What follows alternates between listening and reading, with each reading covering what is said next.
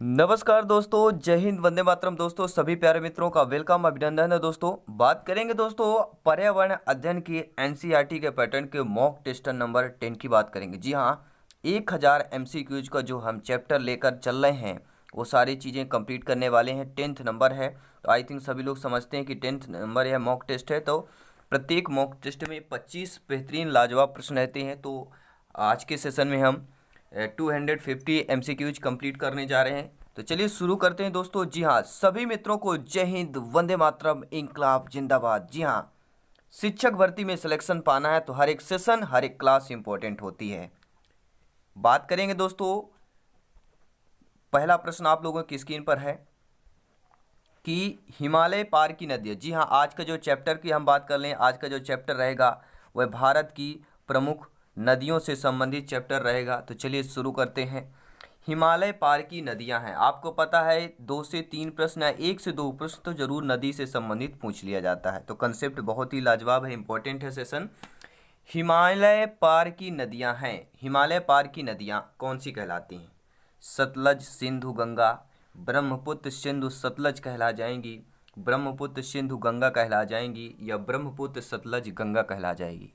पूरा कंफ्यूज किया गया है, पूरी तरह से कंफ्यूज है। और कंफ्यूज का क्लियर ही करना हमारा यह मकसद होता है, हमारा ये, ठीक है, प्रिपरेशन को बेहतर तरीके से, ठीक है, उसको और ग्रोथ करना या ग्रो करना। तो हिमालय पार की जो नदियां कहलाती हैं वह ब्रह्मपुत्र, सिंधु और सतलज नदियां कहलाती हैं। जी हाँ, हम तैयारी करते हैं, बेहतरीन लाजवाब करते हैं, और हमारा जो सपना है वह भैया सिलेक्शन पाना। हर एक मेरे प्यारे भाई बहन गवर्नमेंट टीचर बने। देखिए, हिमालय के नदियों को 3 प्रमुख नदी तंत्रों से विभाजित किया गया है। पहला है सिंधु नदी तंत्र, गंगा नदी तंत्र और ब्रह्मपुत्र नदी तंत्र। इन तीनों नदियों का विकास एक अत्यंत विशाल नदी से हुआ है जिसे शिवालिक कहा जाता है, या हिंद ब्रह्म नदी भी इसे कहा जाता है। दूसरा प्रश्न है प्यारे साथियों, निम्नलिखित में से नदियों की लंबाई का सही अवरोही क्रम में कौन सा होगा? अवरोही, आरोही। आरोही मतलब होता है बढ़ते कदम में, ठीक है, आरोही मतलब होता है बढ़ते कदम में जाना, बढ़ते कदम में। और अवरोही का मतलब होता है बड़ा से छोटा, से छोटा छोटा, घटते क्रम में। तो आपका सबसे पहले लंबाई बताना है किस नदी की है। तो ब्रह्मपुत्र, इसके बाद क्या आएगा? ब्रह्मपुत्र के बाद आता है गंगा नदी, गोदावरी और नर्मदा नदी। पहला ऑप्शन जो दिया गया है, गंगा नदी की लंबाई का अवरोही क्रम दिया गया है, पहला ऑप्शन सही हो जाएगा। सभी प्यारे मित्र वीडियो को लाइक करें। जी हाँ, जितने प्यारे भाई बहन शिक्षक बंधु पहली बार विजिट कर रहे हैं सब्सक्राइब कर लें। टीचर्स फैमिली शिक्षकों का परिवार है। भारत की बृहत्तम नदी की बात कर रहे हैं। जी हाँ, बृहत्तम तो सभी लोग समझ गए होंगे। तो भारत की जो बृहत्तम नदी कहलाती है, एक ही नाम आता है जो हमारे हिंदुओं में पवित्र नाम जाना जाता है, वह दोस्तों गंगा। जी हाँ, अगला प्रश्न आ चुका है, गंगा नदी को बांग्लादेश में किस नाम से जाना जाता है? जी हाँ, हमारे देश में जो गंगा नदी है उसे बांग्लादेश में पद्मा के नाम से जाना जाता है, जमुना के नाम से, मेघना के नाम से, या सांगपो के नाम से। तो सांगपो एक चीनी भाषा संबंधित आता है, तो यह बांग्लादेश की भाषा है ही नहीं, तो ये तो नहीं हो सकता है। तो गंगा नदी को बांग्लादेश को पद्मा के नाम से जाना जाता है, ये ऑप्शन सही हो जाएगा। जी हाँ, देखिए, राजमहल से 30 किलोमीटर पूर्व में गंगा की एक शाखा निकलकर मुर्शिदाबाद, बरहमपुर नदियां, हुगली और कलकत्ता होती हुई पश्चिम दक्षिण की ओर बंगाल की खाड़ी में गिर जाती है, जो भागीरथी शाखा के नाम से प्रसिद्ध है। आई थिंक आप लोग अच्छे तरीके से, हर तरीके से समझ पा रहे होंगे, और मेरी कोशिश है आप लोगों को हर एक तरह से प्रिपरेशन के लिए मदद करना, ठीक है। आप लोग फीडबैक करते रहें, सहयोग करते रहें। दोस्तों अगला प्रश्न प्यारा सा प्रश्न है कि गंगा एवं ब्रह्मपुत्र की संयुक्त जलधारा किस नाम से जानी जाती है? ये ध्यान दीजिएगा, ये शब्द बहुत इंपॉर्टेंट है, ये लाइन अंडरलाइन देखिए, संयुक्त जलधारा की बात कर रहे हैं। तो गंगा और ब्रह्मपुत्र की जो संयुक्त जलधारा है उसे मेघना के नाम से जाना जाता है। दोस्तों सी ऑप्शन सही होगा। अब आप भी कमेंट कर सकते हैं, और 25 में से आपका स्कोर क्या है, अपना फीडबैक ओपिनियन आप लोग भी दे सकते हैं, प्रत्येक क्वेश्चन पर भी दे सकते हैं, और डायरेक्टली अंत में आपका टोटली भी टोटल करके दे सकते हैं। तो गंगा एवं ब्रह्मपुत्र की संयुक्त जलधारा की हम बात कर रहे हैं, तो संयुक्त जलधारा मेघना के नाम से जाना जाता है। और अगला प्रश्न है कि भारत की सबसे अधिक नौगम्य 2 नदियां कौन सी हैं?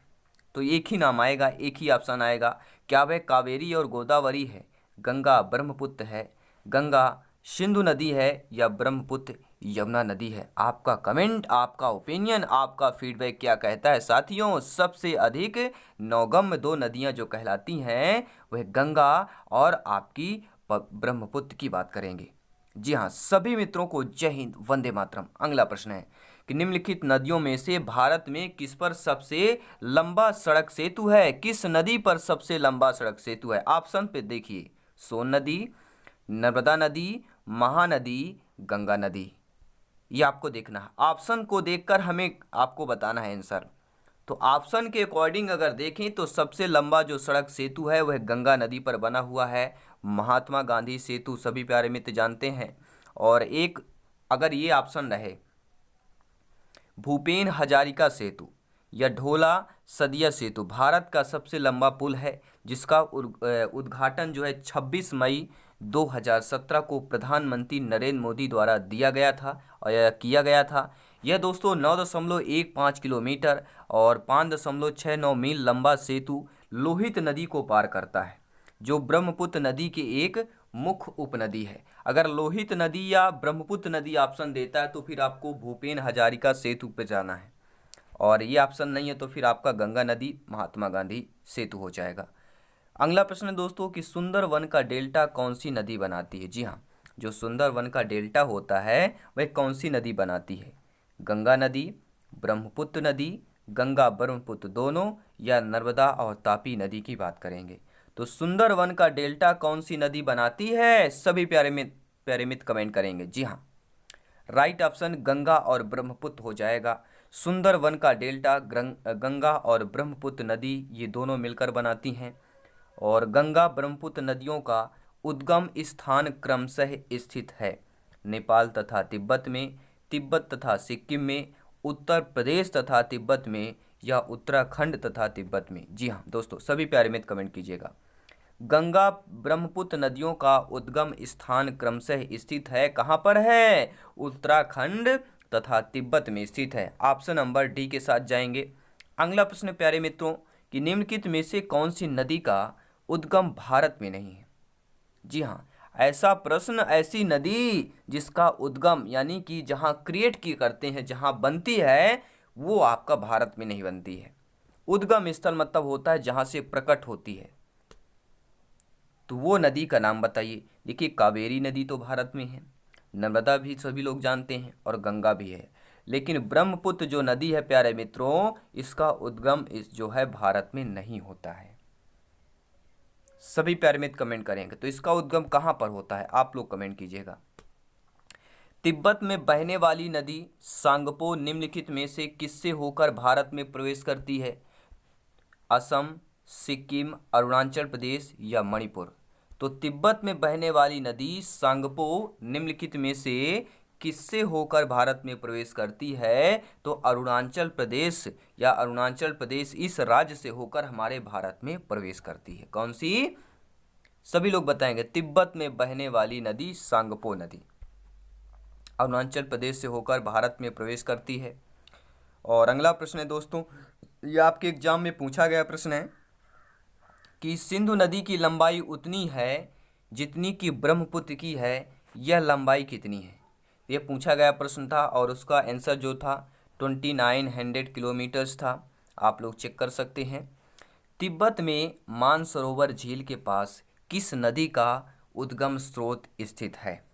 तिब्बत में बात कर रहे हैं, तिब्बत में मानसरोवर झील है। पहली बात तो जान लीजिए, मानसरोवर झील कहाँ है? तिब्बत में है। और किस नदी का उद्गम स्रोत स्थित है यह मानसरोवर जो झील है? सिंधु, सतलज, ब्रह्मपुत्र।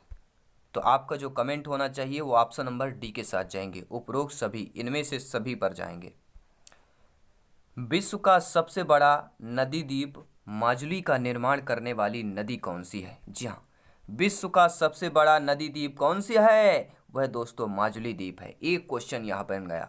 दूसरा प्रश्न आपका है कि विश्व का सबसे बड़ा नदी द्वीप का निर्माण करने वाली नदी कौन सी है? तो वह हमारी नदी ब्रह्मपुत्र नदी है। डी ऑप्शन के साथ जाएंगे। सभी प्यारे मित्र कमेंट करेंगे जिनका सपना है अध्यापक अध्यापिका बनना, शिक्षक बनना, जी हाँ टीचर्स फैमिली है, शिक्षकों का परिवार है, अवर फैमिली है, या आपका अपना परिवार है प्यारे मित्रों। सभी प्यारे मित्र कमेंट कीजिएगा। लाजवाब प्रश्न आ चुका है, इनमें से कौन सी नदी दक्षिण से उत्तर की ओर प्रवाहित होती है। आप लोग यहाँ पे एक भारत का नक्शा देखेंगे, भारत का नक्शा यहाँ पर ऐसे बना होता है, सभी प्यारे मित्र जानते हैं। थोड़ा ठीक है अजीब टाइप का बन गया है नक्शा, तो आप बोलेंगे ये कैसे नक्शा बना दिए सर, ठीक है, तो ऐसे कुछ टाइप का रहता है। तो इसमें कह रहा है प्रश्न कि दक्षिण से उत्तर, दक्षिण हमारा क्या होता है, ठीक है साउथ, ऐसे यहाँ होता है, नॉर्थ ऊपर होता है, सभी लोग जानते हैं, और ईस्ट ये होता है और वेस्ट ये होता है, यानी पूरब पश्चिम उत्तर दक्षिण। तो दक्षिण से उत्तर यानी यहाँ से लेके यहाँ तक दक्षिण से उत्तर की ओर प्रवाहित करने वाली हमारी नदी बेतवा नदी है, और साथ ही साथ चंबल सोन नदी भी दक्षिण से उत्तर की ओर बहती हैं।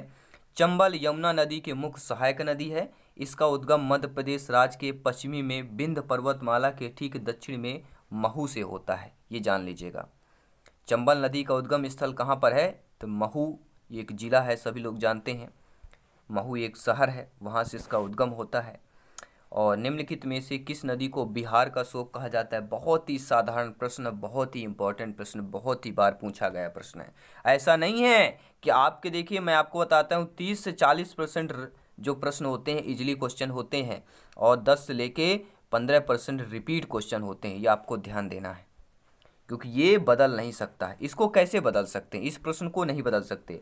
पेडागॉजी शिक्षा शास्त्र को बदला जा सकता है, लेकिन जीके इन्वायरमेंट को, प्रकृति को नहीं बदला जा सकता। तो बिहार का शोक कहाँ कहा जाता है, किसको कहा जाता है, कोसी को कहा जाता है, बी ऑप्शन सही हो जाएगा। और बात करेंगे ऐसी कौन सी नदी है जो हिमालय से परे की नदियां हैं, तो हिमालय से परे की नदियां हम बात करेंगे सतलज की बात करेंगे। निम्नलिखित में से नदियों में से कौन एक विनाशक नदी कहलाती है, नर्मदा, तापी, कोसी, गंडक। तो सभी प्यारे मित्र जानते हैं ये जो शोक नदी बिहार में आती है ये विनाशक है। शोक क्या होता है, जब कभी कोई बुरा होता है तभी कहते हैं शोक मनाते हैं। तो ये शोक और विनाशक नदी ये कहलाती, कोसी नदी विनाशक कहलाती है। जी हाँ, सभी प्यारे मित्र कमेंट कीजिएगा। इसके बाद 5 प्रश्न बेहतरीन लाजवाब करने वाले हैं। अगला प्रश्न है दोस्तों, इनमें से ऐसी नदी जो बंगाल का शोक कहलाती हो। सभी प्यारे मित्र कमेंट करेंगे। जी हाँ, साथ ही साथ ये भी बता देते हैं दोस्तों, अगर आप लोगों ने टेलीग्राम पर ज्वाइन नहीं किया तो जरूर ज्वाइन करें। टेलीग्राम चैनल, टेलीग्राम ग्रुप पर अगर उस ऐप है उसको इंस्टॉल करें, और लिंक भी दे दिया गया है। साथ ही साथ टेलीग्राम पर हैं तो सर्च कर सकते हैं वहाँ पर, Jaiswal coaching centre powered by शिक्षा ही प्रकाश है। बात करेंगे इंस्टाग्राम पर भी आप लोग फॉलो कर सकते हैं, और फेसबुक पर भी अब आप लोग फॉलो कर सकते हैं। फेसबुक पेज क्रिएट हो गया है और लगभग 2000 ठीक है प्लस वहाँ पे लगभग 15 दिनों के अंदर वहाँ पे ठीक है फॉलोअर्स हैं। आप सभी प्यारे भाई बहनें, बहुत सहयोग मिला है आप लोगों से, मैं इसका भुला भी नहीं सकता। इसका मैं शुक्रिया या कह ठीक है इसका मैं कोशिश करूं तो बस यही कहता हूं कि जो भी इन्फॉर्मेशन है, नॉलेज है, वो आप लोगों से शेयर करता हूं। अच्छा लगा फीडबैक करते हैं आप लोग, बहुत बहुत धन्यवाद सभी मित्रों को। जय हिंद, वंदे मातरम। जायसवाल सर सभी का अभिनंदन, स्वागत करते हैं, नमन करते हैं। दोस्तों बंगाल का शोक की बात कर रहे हैं। बंगाल का शोक कहलाती है, बंगाल का शोक दामोदर नदी कहलाती है। ट्विटर पर भी फॉलो कर सकते हैं। जी हाँ, ट्विटर पर भी, सारे सोशल मीडिया पर आप लोग फॉलो कर सकते हैं। ठीक है, वे 2 प्रमुख नदियां कौन सी हैं जो अमरकंटक पठार से निकलती है परंतु वे अलग अलग दिशाओं में बह जाती है। जी हाँ, वे 2 प्रमुख नदियां जो अमरकंटक पठार से निकलती है और अलग अलग दिशा में बहती है, एक ही साथ नहीं बहती, लेकिन उद्गम स्थल अमरकंटक पठार ही है, वहीं से निकलती है। तो वे नदियां दोस्तों कौन सी है, तो वे नदी चंबल और सोन है। जी हाँ, चंबल और सोन नदियां जो हैं इन दोनों जो है अमरकंटक पठार से निकलती हैं, लेकिन ये दो, इनकी जो दिशाएं हैं वह अलग अलग हो जाती हैं। अगला प्रश्न है, तवा किसकी सहायक नदी है। जी हाँ, तवा रोटी बनाने वाला तवा नहीं है, ये ध्यान दीजिएगा। रोटी बनती है उसका अलग तवा होता है, लोहे का तवा होता है, लेकिन ये जो तवा है ये पानी का तवा है, जल का तवा है, अर्थात इसका नाम पड़ा है, ये नदी है प्यारे मित्रों। ठीक है, जल ही जीवन है। जी हाँ, तवा किसकी सहायक नदी है, तवा नर्मदा नदी की सहायक नदी है, तापी की है, महानदी की है या गोदावरी की है? तो तवा किसकी सहायक नदी है? तो तवा नर्मदा नदी की सहायक नदी कहलाती है। अगला प्रश्न है, निम्नलिखित में से कौन सी नदी प्रारंभ में अरुण नदी के नाम से जानी जाती थी? अरुण, ऐसा सोन नदी को पहले अरुण के नाम से जाना जाता था, कोसी नदी को, चंबल नदी को या यमुना नदी को पहले अरुण नदी के नाम से जाना जाता था? मैं आपको बता देना चाहता हूं प्यारे मित्रों, अरुण नदी, जी हाँ, कोसी नदी की एक उपनदी थी। कोसी नदी की एक उपनदी अरुण नदी थी और इसी को पहले अरुण नदी के नाम से जाना जाता था। अर्थात हम बी ऑप्शन के साथ जाएंगे। जिन्होंने बी ऑप्शन क्लिक किया है बहुत ही बहुत धन्यवाद, बहुत यहाँ पर फीडबैक उम्दा है, लाजवाब है आप लोगों का। दोस्तों, इनमें से किस नदी को उड़ीसा का शोक कहा जाता है? जी हाँ, आपने बंगाल का शोक जाना, आपने बिहार का शोक जाना, अब दोस्तों उड़ीसा का शोक जान लीजिए। उड़ीसा का शोक महानदी को कहा जाता है, ब्राह्मणी, वैतरणी, दामोदर। अर्थात ये बताइए, उड़ीसा राज्य में ऐसी नदी जो तबाही फैलाती हो, उस ठीक है तबाही वाली नदी का नाम क्या है? जो नुकसान करती हो। शोक का मतलब होता है नुकसान। उड़ीसा का शोक कहलाता है महानदी की बात करेंगे। उड़ीसा का शोक महानदी को कहते हैं। देखिए, महानदी जो है छत्तीसगढ़ उड़ीसा की सबसे बड़ी नदी है। भारत की तकरीबन नदियां हिमालय के पर्वतों से निकलती हैं, पर यह नदी रायपुर छत्तीसगढ़ से सिहावा नामक पर्वत से निकलती है और इस नदी को छत्तीसगढ़ की गंगा और उड़ीसा का शोक कहते हैं। ध्यान दीजिए, एक क्वेश्चन और बन गया, एक क्वेश्चन मिल गया, इसीलिए बोलते हैं कंसेप्ट लाजवाब होता है। छत्तीसगढ़ की गंगा के नाम से कौन सी नदी जानी जाती है? ये प्रश्न आ सकता है। छत्तीसगढ़ की गंगा की नदी से कौन सी महानदी को जाना जाता है? छत्तीसगढ़ की गंगा महानदी कहेंगे और इसी को महानदी को उड़ीसा का शोक कहा जाता है। अगला प्रश्न है, इंदौर के समीप स्थित जनापाव पहाड़ी स्थित है? तापी नदी पर, चंबल नदी का, महानदी का या माही नदी का?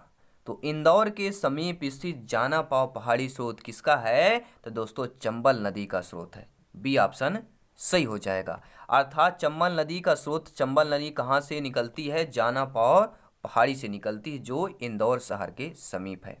25वां प्रश्न है, अब आपको कमेंट करके बताना है 25 में से आपका स्कोर कितना है। भारत की लवण नदी के नाम से जानी जाती है। भारत की लवण, लवण मतलब होता है साल्ट, लवण का मतलब होता है साल्ट। अब आप लोग समझ गए होंगे। भारत की देखिए सबसे ज़्यादा लवण किस सागर में होता है? सबसे ज़्यादा लवण मृत सागर में होता है। जी हाँ, मृत सागर में सबसे ज़्यादा लवण होता है। तो भारत की लवण नदी के नाम से, यानी उस नदी में ज़्यादा लवणता पाई जाती है, तो वह क्या आपकी माही नदी है, लूनी है, बनास है या साबरमती है? तो आपका एक ही जवाब होना चाहिए। जो सही जवाब जो आपको 1 नंबर दिलाएगा वह दोस्तों है लूनी नदी की बात करेंगे। और आ गया दोस्तों मॉक क्वेश्चन। जी हाँ, मॉक क्वेश्चन आज का क्या कह रहा है कि कौन सी नदी भेड़ाघाट के समीप कपिल धारा जलप्रपात का निर्माण करती है? क्या वह नर्मदा नदी है, तापी नदी है, ठीक है, गोडक है या शरावती नदी है? सभी प्यारे मित्र कमेंट करेंगे। जिनका सपना है अध्यापक अध्यापिका बनना, शिक्षक बनना, सभी का वेलकम, अभिनंदन, स्वागत करते हैं जायसवाल सर। जी हाँ, सभी का नमन करते हैं। चलिए दोस्तों, जल्दी मिलते हैं नेक्स्ट क्लास पर। सब्सक्राइब करते जाइएगा, बेल आइकन प्रेस करते जाइएगा, क्योंकि हर एक क्लास ठीक है, हर एक क्लास इंपॉर्टेंट है, हर एक सेशन इंपॉर्टेंट है, क्योंकि हम सबका जो सपना है गवर्नमेंट टीचर बनने का, सिलेक्शन पाने का, वो ज़रूर पूरा होगा। ठीक है दोस्तों, तो चलिए मिलते हैं जल्दी नेक्स्ट क्लास पर। जय हिंद, वंदे मातरम, धन्यवाद सभी का।